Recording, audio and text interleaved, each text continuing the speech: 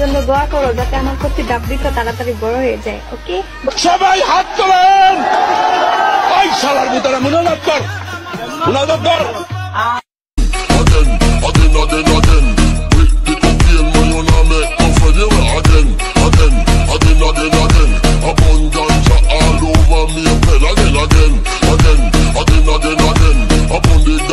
তোমার মনে করবো আমি নতুন প্রেমের চাষ, আমার গরু খাই ঘাস।